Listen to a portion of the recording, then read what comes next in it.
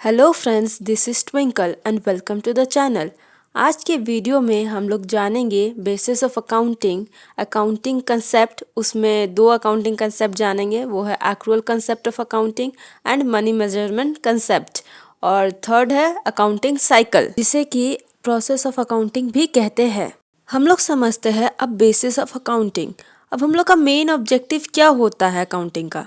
Profit and loss निकालना। वो कैसे निकलेगा? जब हम लोग इनकम एंड एक्सपेंसेस रिकॉर्ड करेंगे। इनकम एंड एक्सपेंसेस रिकॉर्ड करने का दो तरीका होता है। पहला cash basis of accounting and दूसरा एक्रुअल बेसिस ऑफ अकाउंटिंग।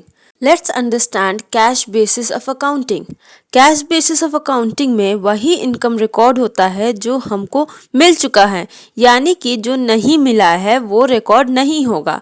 अब समझते हैं ये चीज़ कैसे। सपोज हम लोग सेल किए, क्रेडिट सेल भी किए और कैश सेल भी किए। तो कैश सेल में क्या होता है, हम लोग को तुरंत कैश मिल जाता है तो वो रिकॉर्ड होगा। बट जो क्रेडिट सेल है, जो हम अर्न कर चुके हैं बट हमको नहीं मिला, तो वो रिकॉर्ड नहीं होगा।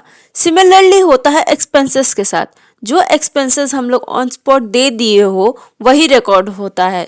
आउटस्टैंडिंग एक्सपेंसेस वगैरह नहीं रिकॉर्ड होगा। जैसे कि हम लोग सपोज परचेस किए, कैश में भी क्रेडिट में भी, तो कैश परचेस रिकॉर्ड होगा बट क्रेडिट परचेस नहीं होगा। तो इससे हम लोग क्या समझ रहे हैं, क्रेडिट ट्रांजैक्शन बिल्कुल भी रिकॉर्ड नहीं होता है जब तक उसके लिए कैश ना दे दिया गया हो या फिर उसके अगेंस्ट में कैश ना मिल गया हो। अब समझते हैं हम लोग एक्रुअल बेसिस ऑफ अकाउंटिंग में। इस बेसिस में इनकम अगर मेरा रिसीव हुआ है तो भी रिकॉर्ड होगा, और अगर अर्न हुआ है बट अभी तक रिसीव नहीं हुआ है तो भी रिकॉर्ड होगा। फॉर एग्जांपल, अगर मेरा क्रेडिट सेल है और कैश सेल है तो क्रेडिट सेल भी रिकॉर्ड होगा एंड कैश सेल भी रिकॉर्ड होगा। सिमिलरली एक्सपेंसेस भी वैसे ही, अगर क्रेडिट में कोई परचेस किए तो वो भी रिकॉर्ड होगा, और कैश में अगर कोई परचेस किए हैं तो वो भी रिकॉर्ड होगा। ऐसा इसमें नहीं होता है कि क्रेडिट ट्रांजैक्शंस को छोड़ दिया जाता है। तो under the companies act, all the companies are required to maintain their accounting according to accrual basis of accounting। यानी कि जितने भी बिजनेस है सारे accrual basis of accounting follow करते हैं। अब हम लोग समझते हैं cash basis of accounting and accrual basis of accounting के बीच का डिफरेंस। तो पहला क्या बेसिस है? पहला है recording of cash and credit transaction. Cash basis में क्या होता है, सिर्फ कैश ट्रांजैक्शंस ही रिकॉर्ड होता है, but accrual basis of accounting में cash as well as credit transactions दोनों रिकॉर्ड होता है। सेकंड बेसिस ऑफ डिस्टिंक्शन है recording of income. Cash basis में क्या होता है, इसमें से वही सब इनकम रिकॉर्ड होता है जो कि हम लोग को इन कैश मिल चुका है, ना कि वो सब जो कि बाकी है मिलना। And accrual basis of accounting में क्या होता है, जो इनकम मिल चुका है वो भी रिकॉर्ड होगा और जो मिलना बाकी है वो भी रिकॉर्ड होगा। एंड थर्ड पॉइंट है recording of expenses. Cash basis में क्या होता है, वही सब एक्सपेंसेस रिकॉर्ड होगा जो कि हम लोग पे किए हैं, ना कि जो आउटस्टैंडिंग है।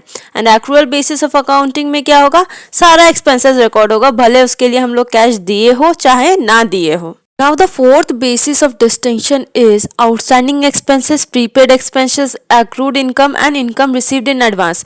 तो कैश बेसिस ऑफ अकाउंटिंग में ये सब कुछ भी कंसीडर नहीं किया जाता है, but in accrual basis of accounting ये सब इंक्लूड किया जाता है। Now the fifth one is legal position. Cash basis of accounting को कोई रिकॉग्निशन नहीं मिला है under Companies Act 2013, but accrual basis of accounting is recognised under Companies Act 2013। इसलिए सारे companies accrual basis of accounting follow करते हैं। Now the sixth and the last one is ascertainment of correct profit and loss. Cash basis of accounting में correct profit and loss नहीं आ सकता है क्योंकि वो सारा ट्रांजैक्शन नहीं लेता है, यानी कि वो सिर्फ कैश ट्रांजैक्शन लेने के, वो क्रेडिट ट्रांजैक्शन नहीं लेता है, इसी वजह से उसमें करेक्ट प्रॉफिट एंड लॉस नहीं आता है। और एक्रुअल बेसिस ऑफ अकाउंटिंग में करेक्ट प्रॉफिट एंड लॉस आता है क्योंकि ये सारा ट्रांजैक्शंस को लेता है और कंप्लीट रिकॉर्ड मेंटेन करता है। हम लोग अभी तक अपने प्रीवियस वीडियोस में 4 कंसेप्ट के बारे में जान चुके हैं। वो है dual aspect concept, accounting entity concept, going concern concept and accounting period concept. Now let us add 2 more concepts to our knowledge, which is accrual concept of accounting and money measurement concept. Let us understand accrual concept of accounting. अभी हम लोगों ने पढ़ा था कि accounting में जो transactions record करते हैं वो एक्रुअल बेसिस में होता है। तो वही होता है actual concept of accounting. Suppose sales हुआ है, अब चाहे वो क्रेडिट में हुआ हो चाहे कैश में, वो रिकॉर्ड होगा बुक्स में। Likewise in case of purchase, whether it is cash purchase और credit purchase, it will be recorded in the book. किसी भी एंटरप्राइज का प्रॉफिट और लॉस और फाइनेंशियल पोजीशन जानने के लिए सारा इनकम और एक्सपेंसेस को रिकॉर्ड किया जाता है, यानी कि चाहे वो कैश ट्रांजैक्शंस हो चाहे वो क्रेडिट ट्रांजैक्शंस हो। अब आता है मनी मेजरमेंट कंसेप्ट। हम लोग स्टार्टिंग से पढ़ते आ रहे हैं कि अकाउंटिंग में वही सब ट्रांजैक्शंस रिकॉर्ड होता है जो मनी में एक्सप्रेस हो सके। अगर कोई इंपॉर्टेंट इवेंट हो बिजनेस के लिए तो वो रिकॉर्ड नहीं होगा अगर वो मनी में मेजर ना किया जा सके। फॉर एग्जाम्पल, मैनेजर और किसी एम्प्लॉय के बीच झगड़ा हो गया तो इसको हम लोग मनी में मेजर नहीं कर सकते, इसीलिए ये रिकॉर्ड नहीं होगा। हम लोग जानते हैं कि अकाउंटिंग में ट्रांजैक्शंस एनालाइज होता है and eventually we find out the profit and loss made by the business. तो जो ट्रांजैक्शंस एनालाइज करने से प्रॉफिट एंड लॉस तक का सफ़र है वो एक प्रोसेस में होता है। इस प्रोसेस में कुछ स्टेप्स है, तो चलिए जानते हैं उन स्टेप्स के बारे में। पहला आता है identifying and analysing transaction, second है रिकॉर्डिंग ऑफ ट्रांजैक्शन, थर्ड है क्लासीफाइंग एंड फोर्थ है समराइजिंग। तो पहला जो स्टेप है आइडेंटिफाइंग एंड एनालाइजिंग ट्रांजैक्शन, उसमें हम लोग जानते हैं कि जो इवेंट है वो बिजनेस के लिए ट्रांजैक्शन है कि नहीं है। यानी अगर एक मैनेजर और एम्प्लॉय का झगड़ा हो रहा है तो क्या उसको हम लोग ट्रांजैक्शन कंसीडर कर सकते हैं? तो वो ट्रांजैक्शन नहीं होगा। क्यों? क्योंकि उसमें मनी इन्वॉल्व नहीं है, हम लोग मेजर उसको नहीं कर सकते हैं मनी में। लेकिन अगर कोई सेल हो रहा है तो डेफिनेटली वो ट्रांजैक्शन होगा। एंड उसमें फिर क्या करते हैं हम लोग, आइडेंटिफाई करते हैं कि कौन कौन सा अकाउंट अफेक्ट हुआ है ट्रांजैक्शन में। सपोज सेल्स हुआ है, ठीक है, तो अब वो कैश सेल है या फिर क्रेडिट सेल है। अगर कैश सेल है तो इसमें कौन सा दो अकाउंट्स इन्वॉल्व है, सेल्स एंड कैश। अब उसका नेचर क्या है, दैट इज नॉमिनल अकाउंट है या फिर पर्सनल अकाउंट है या फिर रियल अकाउंट है। फिर हम लोग डेबिट एंड क्रेडिट का रूल्स अप्लाई करते हैं उस अकाउंट में। फिर हम लोग देखते हैं कि कितना कितना अमाउंट कौन कौन से अकाउंट में जाएगा। अब हम लोग समझेंगे रिकॉर्डिंग ऑफ ट्रांजैक्शन में क्या होता है। जितना भी ट्रांजैक्शन होता है वो बिजनेस के बुक में रिकॉर्ड किया जाता है और हम लोग जानते हैं कि जो ट्रांजैक्शन को मनी में मेजर कर सके वही सब रिकॉर्ड करते हैं। फॉर एग्जांपल, अगर बोल दिया है कि 10 टेबल और 20 चेयर परचेस किया है बिजनेस, तो इसमें अमाउंट ऑफ मनी नहीं बताया गया है तो इसको रिकॉर्ड नहीं कर सकेंगे। बट यही अगर बोल देगा कि ₹20,000 का टेबल आया और ₹10,000 का चेयर, तो ये रिकॉर्ड कर सकेंगे हम लोग। अब ट्रांजैक्शन रिकॉर्ड कहाँ होता है? वो होता है जर्नल में। सारा ट्रांजैक्शन सबसे पहले कहाँ रिकॉर्ड होगा? जर्नल में। जब बिजनेस छोटा रहता है तब जर्नल में ही रिकॉर्ड हो जाता है, बट जब बिजनेस बड़ा हो जाता है या फिर बड़ा रहता है तो सारा ट्रांजैक्शन को जर्नल में रिकॉर्ड करना पॉसिबल नहीं होता है। इसलिए जर्नल इज फर्दर सब divided into various subsidiary books. For example, cash book होता है कैश ट्रांजैक्शंस रिकॉर्ड करने के लिए, परचेज बुक होता है क्रेडिट परचेज ऑफ गुड्स के लिए, देन सेल्स बुक होता है क्रेडिट सेल ऑफ गुड्स के लिए, परचेज रिटर्न बुक होता है recording the return of credit purchase, sales return book होता है for recording the return of credit cell.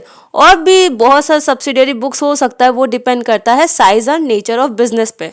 Third comes classifying. जब ट्रांजैक्शंस रिकॉर्ड कर दिए जर्नल में, उसके बाद क्लासीफाई करेंगे। क्लासिफिकेशन में एक टाइप का ट्रांजैक्शन को एक अकाउंट के अंडर डाला जाता है। फॉर एग्जाम्पल, सपोज जर्नल में कुछ ट्रांजैक्शन है कमीशन से रिलेटेड 5-6 तो वो 5-6 ट्रांजैक्शन को हम एक सेपरेट अकाउंट में डाल देंगे और उस अकाउंट का नाम होगा कमीशन अकाउंट। ऐसे बहुत सारे सेपरेट अकाउंट बनते हैं। तो classification is the process of grouping the transaction of one nature at one place in separate account. तो the book in which various account are open is called ledger. Last one is summarising. Classifying के बाद हम लोग summarise करेंगे, यानी कि जो laser बनाए थे उसको बैलेंस करेंगे और उस बैलेंस से बनेगा ट्रायल बैलेंस। अब ट्रायल बैलेंस के बाद बनता है final account. Final account includes trading and profit and loss account and a balance sheet. Trading account से ग्रॉस प्रॉफिट या फिर ग्रॉस लॉस निकलता है। प्रॉफिट एंड लॉस अकाउंट से पूरे साल का नेट प्रॉफिट या फिर नेट लॉस निकलता है। बैलेंस शीट बनता है उसके बाद, ताकि हम लोग को, यानी कि जो बिजनेस से रिलेटेड इंसान लोग हैं, जो इन्वेस्टर्स वगैरह हो गए, वो लोग फाइनेंशियल पोजीशन जान सके बिजनेस का। ये जो पूरा प्रोसेस था, identifying and analysing transaction, then उसके बाद recording, then classifying, then summarising, इसको कहते हैं हम लोग अकाउंटिंग साइकिल, जिसको कि हम लोग रिप्रेजेंट कुछ ऐसे कर सकते हैं: transaction, then journal, ledger, trial balance, trading, profit and loss account and balance sheet. और जर्नल का कुछ subsidiary books: cash book, purchase book, sales book, purchase return book, sales return book, etcetera. I hope आज का class आप लोगों को समझ में आया होगा। हम लोग मिलते हैं अब नेक्स्ट वीडियो में। Thank you.